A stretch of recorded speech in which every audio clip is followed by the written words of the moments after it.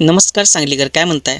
आज जी डिझेल आली आपल्याला पॉवर विंडोसाठी ही बेसिक मॉडेल असल्यामुळे की नाही कंपनीला पॉवर विंडो देत नाही आणि कंपनीत महाग असल्यामुळे कोण कस्टमर तिथे घेत नाही.